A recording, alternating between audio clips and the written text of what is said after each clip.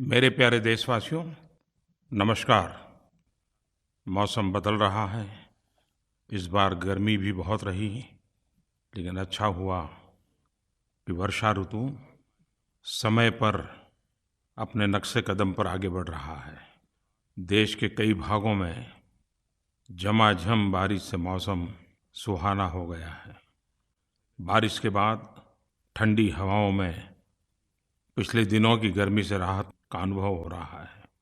और हम सब ने देखा है कि जीवन में कितनी ही आपाधापी हो, कितना ही तनाव हो, व्यक्तिगत जीवन हो, सार्वजनिक जीवन हो, बारिश का आगमन ही हमारी मनस्थिति को बदल देता है।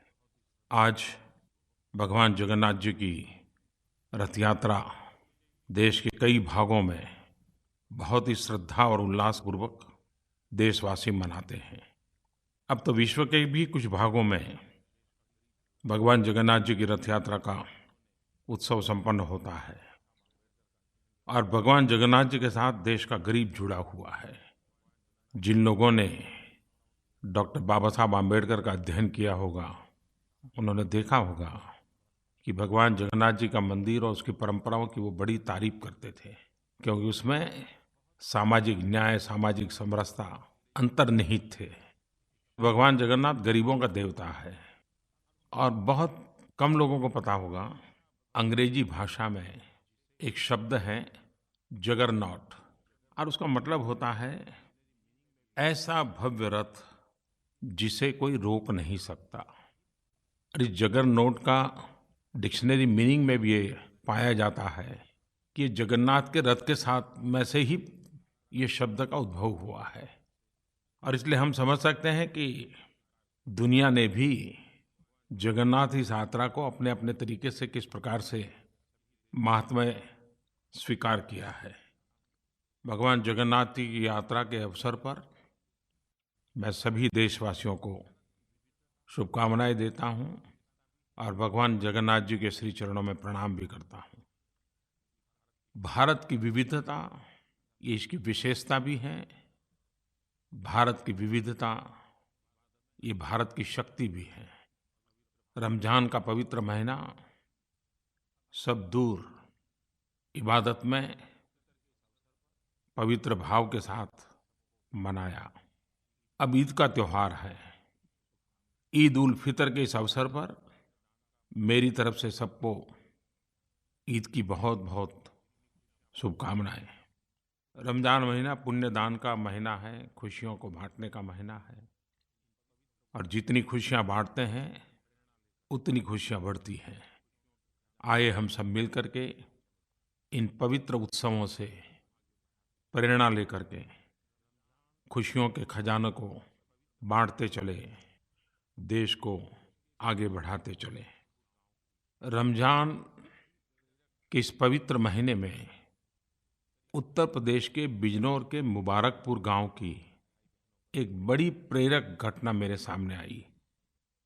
करीब 3,500 हमारे मुसलमान भाई बहनों के परिवार वहाँ उस छोटे से गांव में बसते हैं। एक प्रकार से ज़्यादा आबादी हमारे मुस्लिम परिवार के भाइयों बहनों की है। इस रमज़ान के अंदर गांव वालों ने मिलकर के शौचालय बनाने का निर्णय किया। और इस व्यक्तिगत शौचालय के अंदर सरकार की तरफ से भी सहायता मिलती है। और उस सहायता की राशि करीब 17 लाख रुपये उनको दी गई। आपको जानकर के सुखद आश्चर्य भी होगा, आनंद होगा।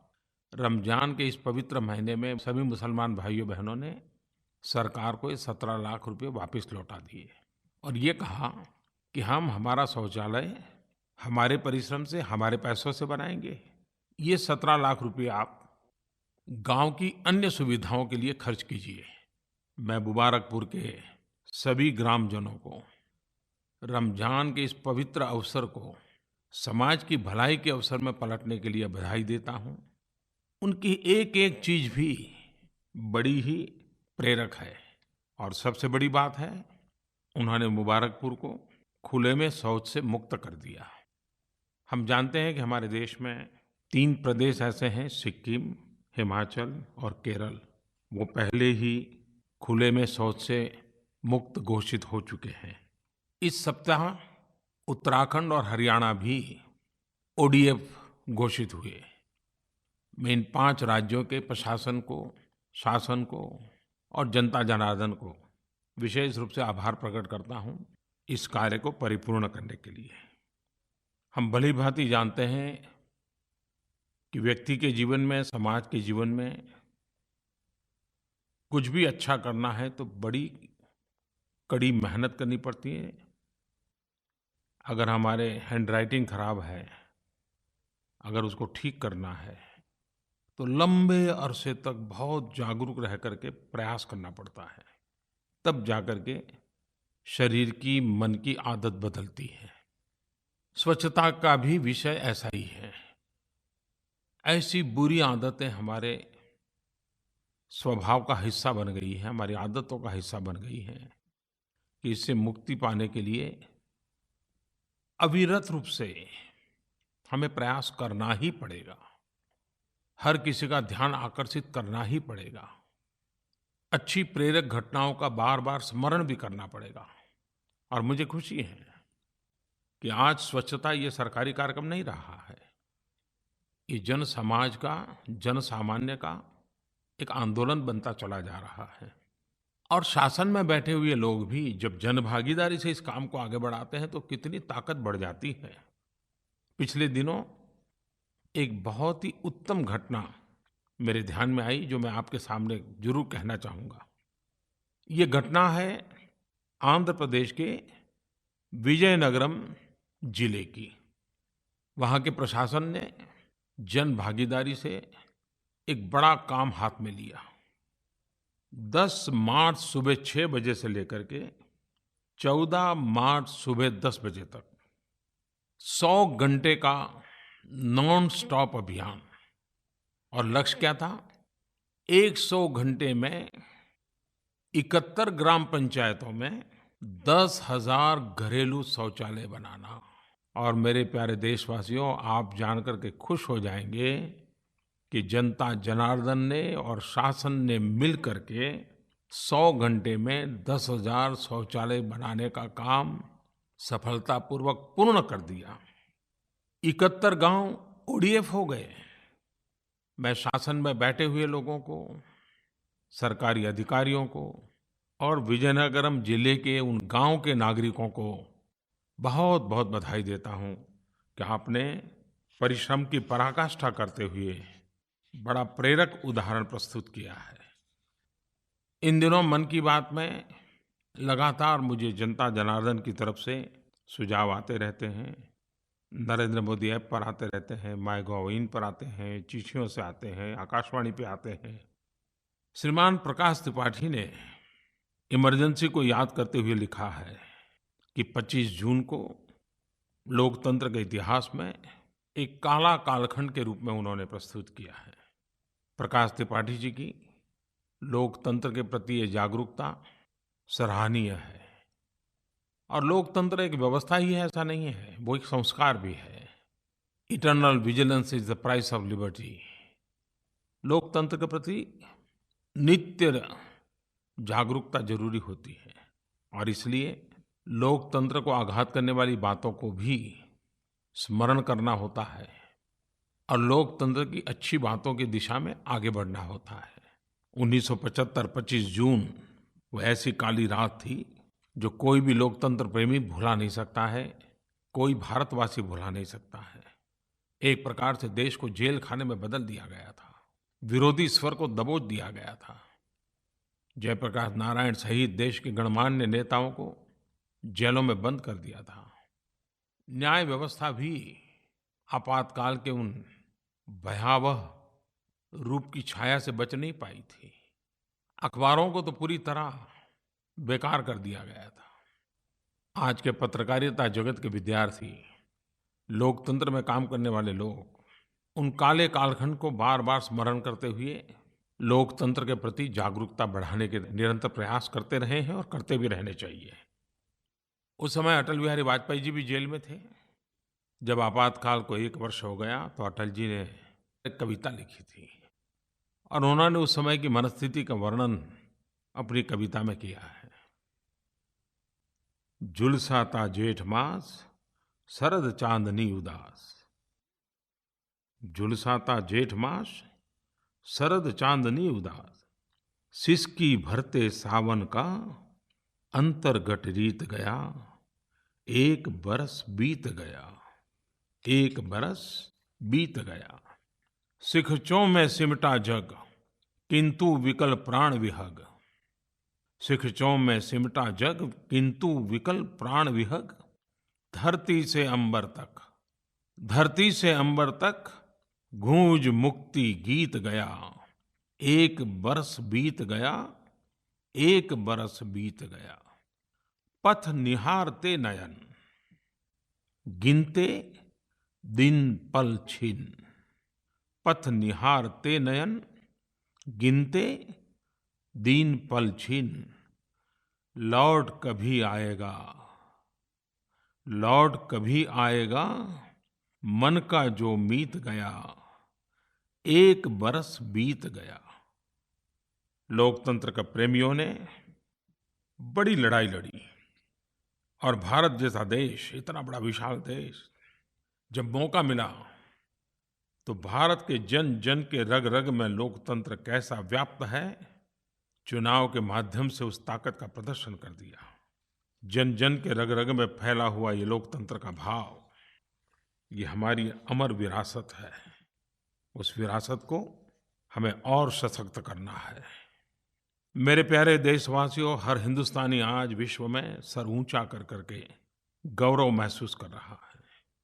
21 जून 2017 पूरा विश्व योगमय हो गया।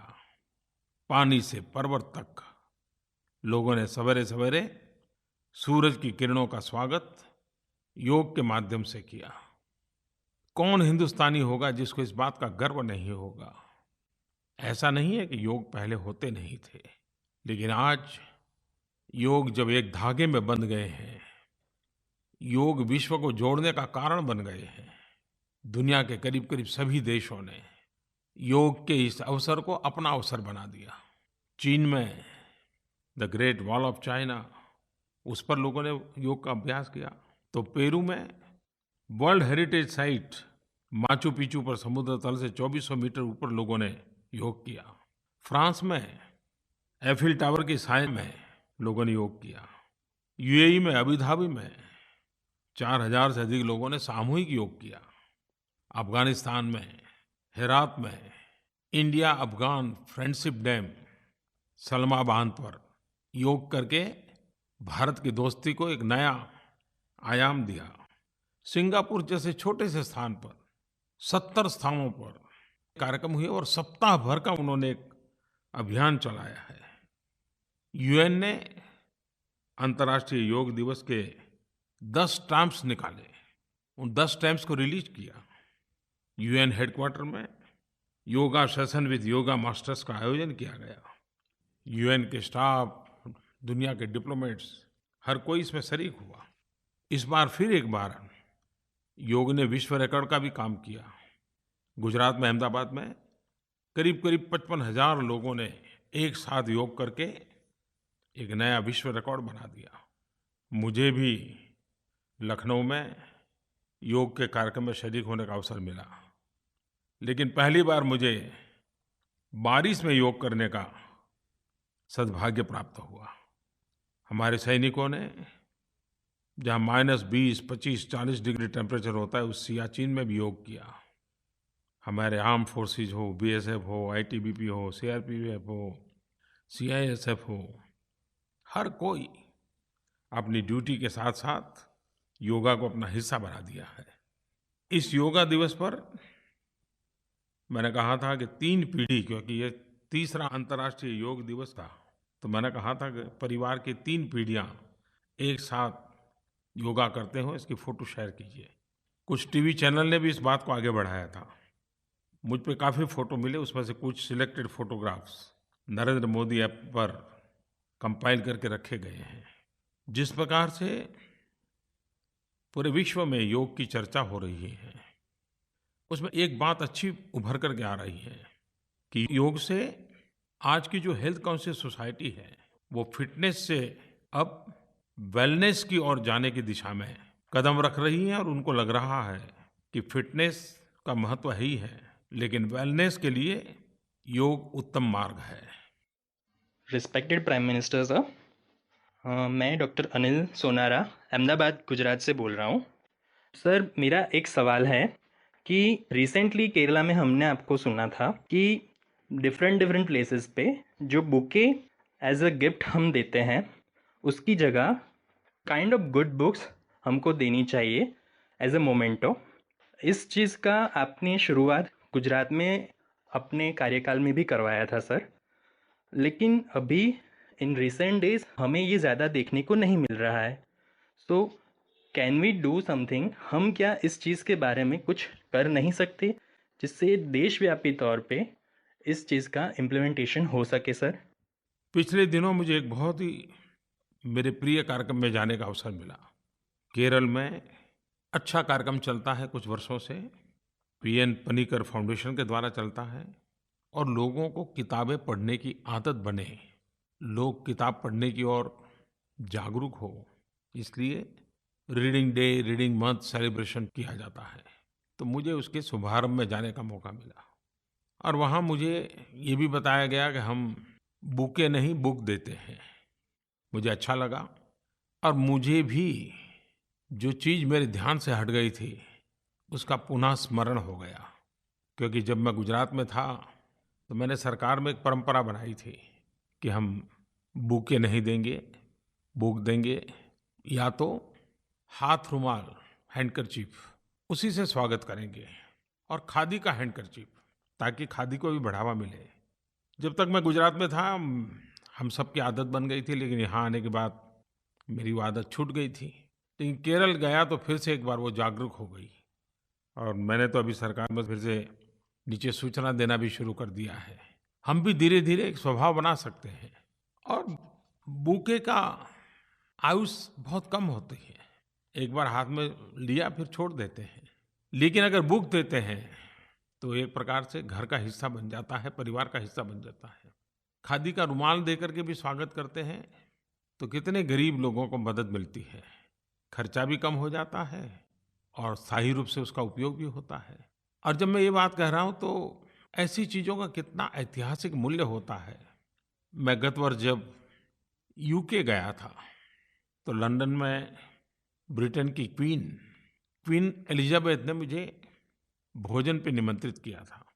एक मातृ सहज वातावरण था, बड़े प्यार से उन्होंने भोजन भी कराया, लेकिन बाद में उन्होंने मुझे एक बड़े ही आदर के साथ भावात्मक स्वर में एक छोटा-सा खादी का और धागे से बुना हुआ एक हैंडकरचीफ दिखाया और उनकी आँखों में चमक थी। उन्होंने कहा कि जब मेरी शादी हुई थी तो ये हैंडकरचीफ महात्मा गांधी ने मुझे भेंट में भेजा था, शादी की शुभकामना के रूप में। कितने साल हो गए, लेकिन क्वीन एलिजाबेथ ने महात्मा गांधी के द्वारा दिया हुआ ये हैंडकरचीफ संभाल के रखा हुआ है। और मैं गया तो उन्होंने, इस बात का बड़ा आनंद था कि वो मुझे वो दिखा रही थी और जब मैं देख रहा तो उनका आग्रह रहा कि नहीं मैं उसको छू करके देखूं।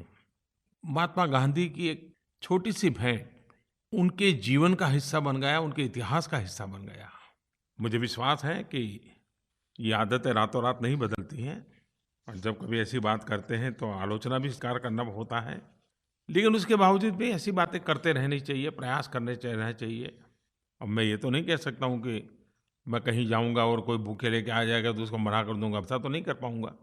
लेकिन फिर भी आलोचना भी होगी, लेकिन बात करते रहेंगे तो धीरे-धीरे सुधार भी होगा। मेरे प्यारे देशवासियों, प्रधानमंत्री के नाते अनेक प्रकार के काम रहते हैं, फाइलों में डूबे रहते हैं, लेकिन मैंने मेरे लिए एक आदत विकसित की है कि मुझे जो चिट्ठियाँ आती हैं उसमें से रोज़ाना कुछ चिट्ठियाँ मैं पढ़ता हूँ और उसके कारण मुझे सामान्य मानवी से जुड़ने का एक अवसर मिलता है। भांति-भांति की चिट्ठियाँ आती हैं, अलग-अलग प्रकार के लोग चिट्ठियाँ लिखते हैं। इन दिनों एक ऐसी चिट्ठी मुझे पढ़ने का अवसर मिला, मुझे लगता है कि मुझे ज़रूर आपको बताना चाहिए। दूर-सुदूर दक्षिण में तमिलनाडु में मदुराई की एक हाउसवाइफ अरुल मोजी सर्वनन, उन्होंने मुझे एक चिट्ठी भेजी और चिट्ठी क्या थी? उन्होंने लिखा कि मैंने अपने परिवार में बच्चों की पढ़ाई वगैरह के ध्यान में रख के कुछ न कुछ इकोनॉमिकल एक्टिविटी करने की दिशा में सोचा, परिवार को थोड़ी आर्थिक मदद हो जाए। तो मैंने मुद्रा योजना से बैंक से पैसे लिए और बाज़ार के कुछ सामान ला कर के सप्लाई करने की दिशा में कुछ काम शुरू किया। इतने में मेरे ध्यान में आया कि भारत सरकार ने गवर्नमेंट ई मार्केट प्लेस नाम की कोई एक व्यवस्था खड़ी की है। तो मैंने ढूंढा ये क्या है, कुछ लोगों से पूछा, तो मैंने खुद को भी उसमें रजिस्टर करवा दिया। मैं देशवासियों को बताना चाहता हूँ, आपको भी मौका मिले तो आप इंटरनेट पर ई-जेम, EGEM उसकी विजिट कीजिए। एक बड़ी नए प्रकार की व्यवस्था है। जो भी सरकार में कोई चीज़ सप्लाई करना चाहता है, छोटी-छोटी चीज़ें भेजना चाहता है, बिजली के बल्ब भेजना चाहता है, डस्टबिन भेजना चाहता है, झाड़ू भेजना चाहता है, चेयर भेजना चाहता है, टेबल भेजना चाहता है, बेचना चाहता है, वो उसमें अपना नाम रजिस्टर करवा सकता है। वो क्या क्वालिटी का माल है उसके पास, वो उसमें लिख करके रख सकता है। कितने में वो बेचेगा, वो लिख सकता है। और सरकार के डिपार्टमेंट को कंपल्सरी है कि उन्होंने उस पर विजिट करना होगा, देखना होगा कि ये सप्लाई करने वाले क्वालिटी कॉम्प्रोमाइज़ न करते हुए सस्ते में कौन पहुंचाता है, और फिर उसको ऑर्डर करना होता है। और इसके कारण बिचौलिए ख़त्म हो गए, सारी ट्रांसपेरेंसी आ गई, इंटरफेस नहीं होता है, टेक्नोलॉजी के माध्यम से ही सब होता है। तो ई-जेम के अंदर जो लोग रजिस्ट्री करवाते हैं, सरकार के सभी डिपार्टमेंट उसको देखते रहते हैं। बीच में बिचौलिए नहीं होने के कारण चीज़ें बहुत सस्ती मिलती हैं। अब ये अरुल मोजी मैडम ने सरकार की इस वेबसाइट पे वो जो सामान दे सकती हैं उसका सारा रजिस्ट्री करवा दी। और मज़ा ये है कि उन्होंने मुझे जो चिट्ठी लिखी है वो बड़ी इंटरेस्टिंग है।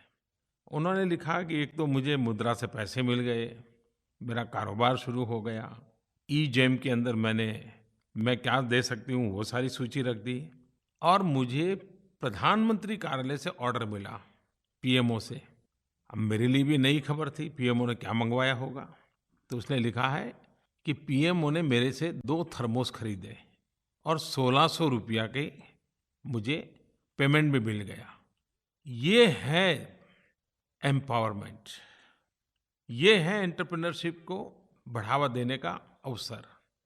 शायद अरुण मोदी जी ने मुझे चिट्ठी न लिखी होती तो मेरा भी शायद इतना ध्यान नहीं गया होता कि ई-जेम की व्यवस्था से दूर सुदूर एक गृहिणी छोटा सा काम कर रही है, उसका माल प्रधानमंत्री कार्यालय तक खरीदा जा सकता है। यही देश की ताकत है। इसमें ट्रांसपेरेंसी भी है, इसमें एम्पावरमेंट भी है, इसमें एंटरप्रेन्योरशिप भी है। Government e market place, GEM, GeM, मैं जरूर चाहूँगा कि जो इस प्रकार से सरकार को अपना माल बेचना चाहते हैं उससे ज़्यादा से ज़्यादा जुड़े। मैं मानता हूँ minimum government and maximum governance का एक बेहतरीन उदाहरण है ये। और इसका लक्ष्य है मिनिमम प्राइस और maximum ease, efficiency and transparency. मेरे प्यारे देशवासियों, एक तरफ हम योग को लेकर के गर्व करते हैं तो दूसरी तरफ हम स्पेस साइंस में हमारी जो सिद्धियां हैं उसके लिए भी गर्व कर सकते हैं। और यही तो भारत की विशेषता है कि अगर हमारे पैर योग से जुड़े हुए हैं, ज़मीन पे हैं, तो हमारे सपने दूर दूर आसमान की उन क्षितिजों को पार करने के लिए भी हैं। पिछले दिनों खेल में भी और विज्ञान में भी भारत ने बहुत कुछ करके दिखाया है। आज भारत केवल धरती पर ही नहीं, अंतरिक्ष में भी अपना परचम लहरा रहा है। अभी 2 दिन पहले इसरो ने कार्टोसैट 2 सीरीज सैटेलाइट के साथ 30 नैनो सैटेलाइट्स को लॉन्च किया। और इन सैटेलाइट्स में भारत के अलावा France, Germany, Italy, Japan, Britain, America, ऐसे करीब-करीब 14 देश इसमें शामिल हैं। और भारत के इस नैनो सैटेलाइट अभियान से खेती के क्षेत्र में, किसानी के काम में, प्राकृतिक आपदा के संबंध में काफ़ी कुछ हमें मदद मिलेगी। कुछ दिन पहले इस बात का हम सबको बराबर याद होगा, इसरो ने GSAT-19 का सफल लॉन्च किया था। और अब तक भारत ने जो सैटेलाइट लॉन्च किए हैं उसमें ये सबसे ज़्यादा वज़नदार हैवी सैटेलाइट है और हमारे देश के अखबारों ने तो उसको हाथी के वज़नों के साथ तुलना की थी। तो आप कल्पना कर सकते हैं कि कितना बड़ा काम अंतरिक्ष के क्षेत्र में हमारे वैज्ञानिकों ने किया है। 19 जून को मार्स मिशन के 1000 दिन पूरे हुए। आप सबको पता होगा कि जब मार्स मिशन के लिए हम लोग सफलतापूर्वक ऑर्बिट में जगह बनाई थी, तो पूरा मिशन एक 6 महीने की अवधि के लिए था। उसकी लाइफ 6 महीने की थी। लेकिन मुझे खुशी है कि हमारे वैज्ञानिकों के इस प्रयासों की ताकत ये रही कि 6 महीने तो पार कर दिए, 1000 दिन के बाद भी ये हमारा मंगलयान मिशन काम कर रहा है, तस्वीरें भेज रहा है, जानकारियाँ दे रहा है, साइंटिफिक डाटा आ रहे हैं। तो समय अवधि से भी ज़्यादा, अपने आयु से भी ज़्यादा काम कर रहा है। 1000 दिन पूरा होना हमारे वैज्ञानिक यात्रा के अंदर, हमारी अंतरिक्ष यात्रा के अंदर एक महत्वपूर्ण पड़ाव है। इन दिनों स्पोर्ट्स में भी हम देख रहे हैं कि हमारे युवाओं का रुझान बढ़ता चला जा रहा है। अब ये नज़र आने लगा है कि पढ़ाई के साथ-साथ खेल-कूद में भी हमारी युवा पीढ़ी को अपना भविष्य दिखने लगा है। और हमारे खिलाड़ियों के कारण, उनके पुरुषार्थ के कारण, उनकी सिद्धि के कारण देश का भी नाम रोशन होता है। अभी हाल ही में भारत के बैडमिंटन खिलाड़ी किदाम्बी श्रीकांत ने इंडोनेशिया ओपन में जीत दर्ज कर देश का मान बढ़ाया है। मैं इस उपलब्धि के लिए उनको और उनके कोच को हृदय से बधाई देता हूँ। मुझे कुछ दिन पहले एथलीट पीटी उषा जी के उषा स्कूल ऑफ एथलेटिक्स के सिंथेटिक ट्रैक के उद्घाटन समारोह में जुड़ने का अवसर मिला था। हम खेल को जितना बढ़ावा देंगे, स्पोर्ट्समैन स्पिरिट भी लेके आता है। खेल व्यक्तित्व के विकास के लिए भी बहुत बड़ी अहम भूमिका अदा करता है। ओवरऑल पर्सनालिटी डेवलपमेंट में खेल का महात्म्य बहुत है। देश में प्रतिभाओं की कोई कमी नहीं है। अगर हमारे परिवार में भी बच्चों को खेल की रुचि है तो उनको अवसर देना चाहिए। उनको मैदान में से उठा करके कमरे में बंद करके किताबों के लिए मजबूर नहीं करना चाहिए। वो पढ़ाई भी करें, उसमें भी आगे बढ़ सकता है तो बढ़े, लेकिन अगर खेल में उसका सामर्थ्य है, रुचि है, तो स्कूल, कॉलेज, परिवार, आसपास के लोग, हर किसी ने उसको बल देना चाहिए, प्रोत्साहित करना चाहिए। अगले ओलंपिक के लिए हर किसी ने सपने संजोने चाहिए। फिर एक बार मेरे प्यारे देशवासियों, वर्षा ऋतु, लगातार उत्सवों का माहौल, एक प्रकार से ये कालखंड की अनुभूति नई होती है। मैं फिर एक बार आप सबको शुभकामनाएं देते हुए अगले मन की बात के समय फिर कुछ बातें करूँगा। नमस्कार।